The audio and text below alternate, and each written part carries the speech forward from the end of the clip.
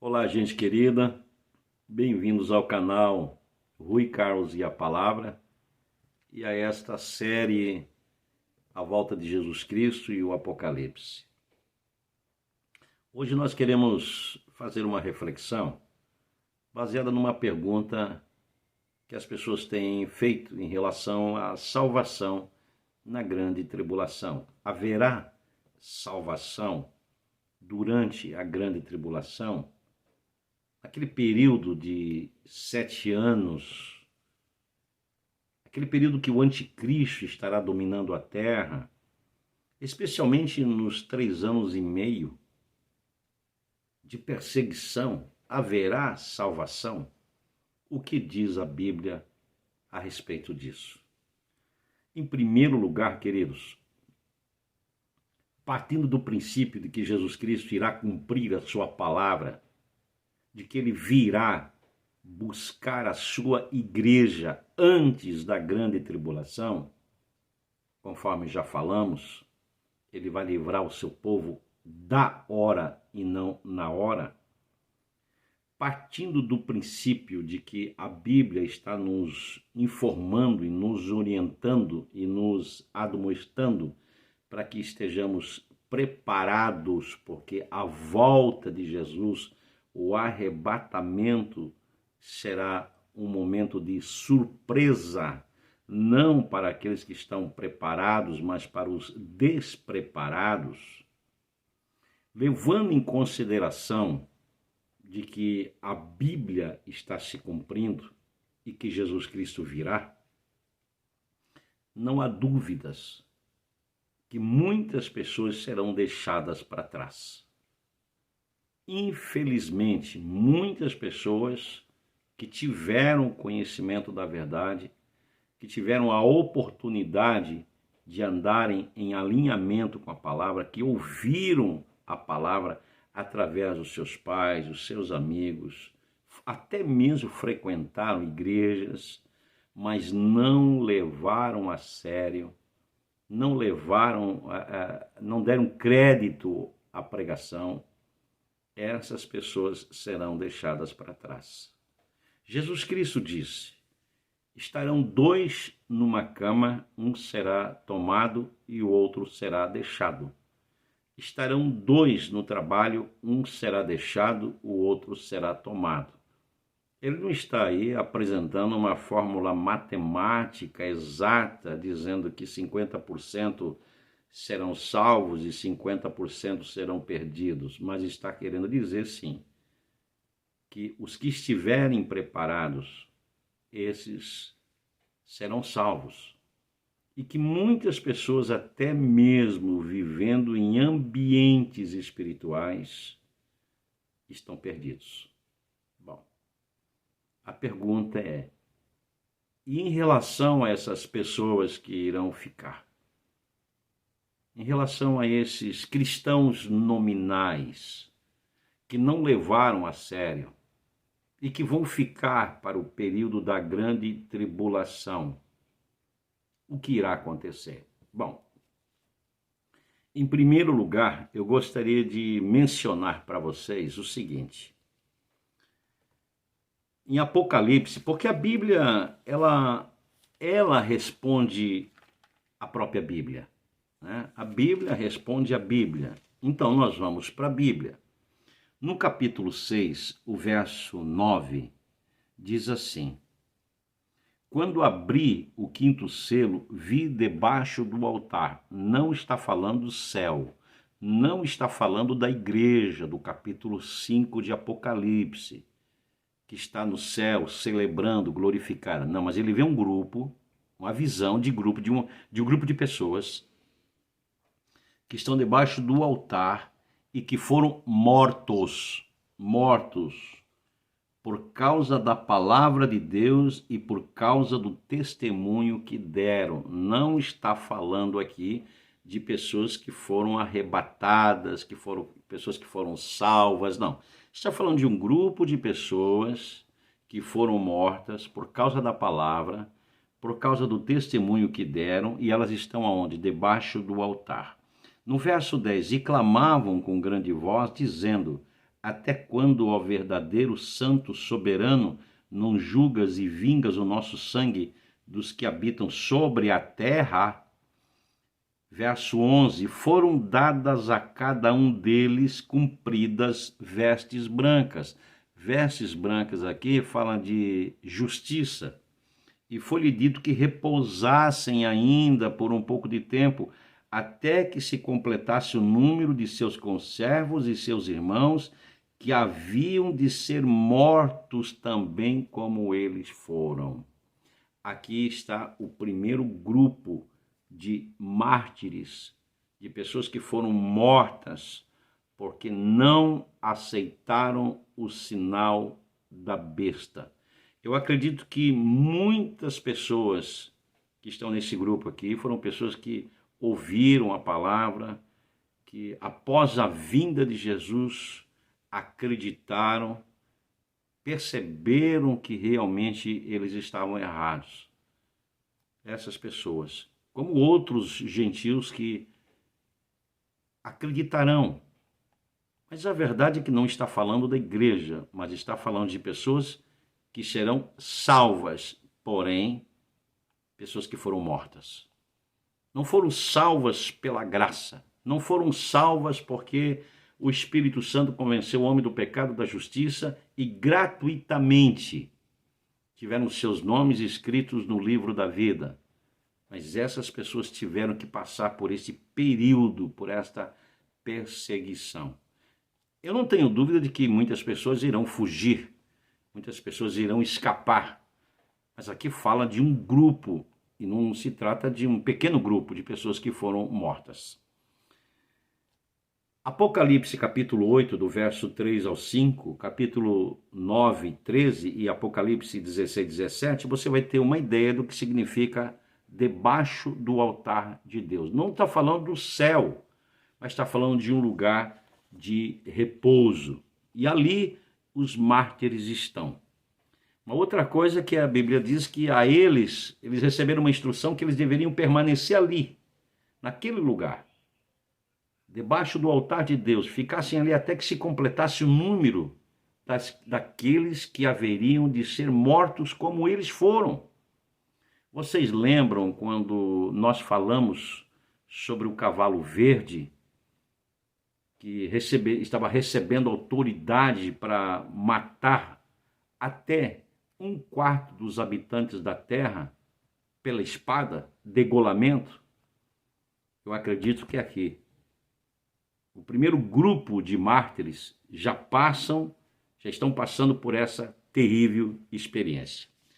No capítulo seguinte, no capítulo 7, que vai do verso 1 até o verso 17, a gente tem que fazer uma divisão. A primeira divisão é do verso 1 até o verso 8, que fala dos 144 mil judeus que foram selados e se tornaram testemunhas de Jesus Cristo para pregarem o evangelho.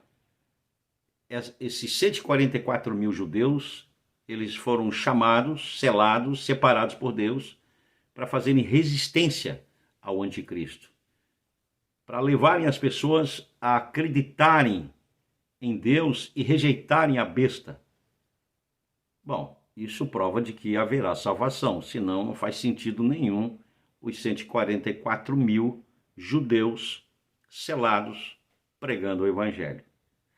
Mas do verso 9 a seguir fala de um outro grupo.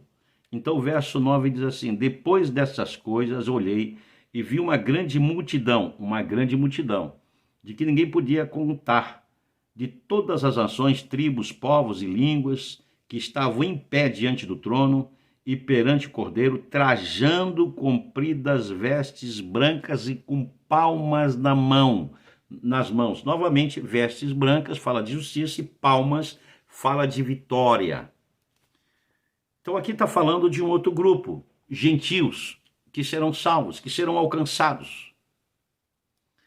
No verso 10 diz assim: e clamavam com grande voz, salvação ao nosso Deus que está assentado no trono e ao Cordeiro. Todos os anjos estavam em pé ao redor do trono e dos anciãos e dos 4 seres viventes, e prostraram-se diante do trono sobre os seus rostos e adoravam a Deus, dizendo amém, louvor e glória, sabedoria e ação de graças e honra e poder, força ao nosso Deus para todo sempre, amém. Agora preste atenção no verso 13. Então, aqui agora está falando de um ancião que pergunta para João.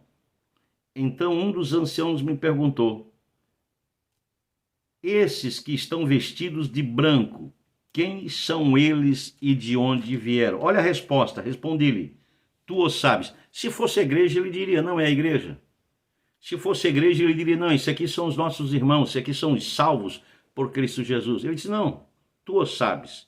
E aí a resposta: estes, não está falando de igreja, estes são aqueles que vieram da grande tribulação e lavaram suas vestes e branquearam no sangue do Cordeiro. Embora a Bíblia esteja falando aqui de perseguição, de morte, também está falando de que haverá salvação. De que haverá salvação. Embora salvação mediante a perseguição, dor, morte, degolamento, mas haverá salvação. Por falar em degolamento, em função do que nós falamos do cavalo verde, alguém me fez uma pergunta: Rui, você acredita que na grande tribulação haverá salvação e haverá perseguição e morte por degolamento? Perseguição, nós já apresentamos alguns textos que falam sobre isso. A Bíblia fala no Apocalipse que a besta o anticristo vai perseguir aqueles que negarem o sinal. Falamos também que haverá salvação, os textos que citamos. Quem são esses? Esses são aqueles que vieram da grande tribulação e que lavaram as suas vestes no sangue do Cordeiro. Esses são aqueles que morreram por causa da palavra. Agora, em relação ao degolamento, eu acredito sim, eu acredito que existe sim grupos, eu não quero aqui me deter a falar sobre esses nomes, mas existem grupos de pessoas que consideram os cristãos inimigos e que matam os cristãos por degolamento. Você sabe do que eu estou falando. Mas eu quero falar sobre almas que foram degoladas. Para responder essa pergunta, Apocalipse capítulo 20, do verso 4 ao verso 6. Olha só o que diz a Bíblia. Vi também tronos e aos que assentaram sobre eles, foi-lhes dado o poder de julgar. Agora olhe, e vi as almas daqueles que foram degolados por causa do testemunho de Jesus e pela palavra de Deus, e que não adoraram a besta nem a sua imagem, e não receberam o sinal na testa nem nas mãos. Está aqui. Então, eu creio, mas infelizmente, quando eu olho para esses textos, eu penso, mas por quê? Por que que alguns cristãos, repito, nominais, por que que esses simpatizantes do evangelho precisam passar por isso, meu Deus? A Bíblia está deixando claro que haverá perseguição. Haverá salvação, sim, mas muita perseguição. Fala que haverá mortes. Fala de cristãos que passarão pela prensa. Mas por que não é necessário? A Bíblia diz que Jesus Cristo deseja que todos os homens venham ao conhecimento da verdade, sejam salvos e não passem pelo juízo que está para vir sobre a terra. A exemplo do que aconteceu no Antigo Testamento, Deus quer livrar você como livrou Enoque do dilúvio, como arrebatou Elias, como livrou Ló antes que a cidade fosse destruída. Deus quer nos livrar. Por que que nós precisamos passar por isso? Esta não é a vontade de Deus, que a igreja, que o salvo, o lavado, o remido pelo sangue do Cordeiro, passe por esse juízo, porque esse juízo que está para vir sobre a terra não tem nada a ver com a igreja. A igreja foi salva, foi lavada e foi poupada desse juízo. Deus não nos destinou para a ira, mas para a salvação. E a pergunta é: para que pensar na salvação na grande tribulação? Nós precisamos nos preparar para que a grande tribulação não faça parte da nossa vida, da nossa história. A nossa vida aqui na terra, ela deve encerrar em Cristo Jesus e não vivendo um mar de tempestades, de juízo, de praga. Não. Eu espero que essa palavra que eu estou entregando para você lhe ajude para que você também possa pregar a outras pessoas. Porque hoje nós somos salvos pela graça. O Espírito Santo entra no seu coração e convence a sua mente do pecado, da justiça e do juízo. Então Deus começa a realizar um processo de santificação, de mudança. Você não vai se tornar perfeito do dia para a noite, mas você estará caminhando livre. A graça te encaminhará. A graça fará um milagre de Deus na sua vida. Para que passar pela grande tribulação? É tão fácil crer na Bíblia, meu Deus. Eu digo que as pessoas têm tanta ousadia para dar um passo no escuro, mas não têm coragem para crer em Jesus. A Bíblia diz que todo aquele que crer em Jesus Cristo será salvo. Eu espero que essa palavra lhe faça bem, que essa palavra lhe ajude, que essa palavra sirva de estímulo, de motivação, para que você esteja preparado para a volta do Senhor Jesus Cristo. Que o Senhor te abençoe, que o Senhor te guarde, em nome de Jesus.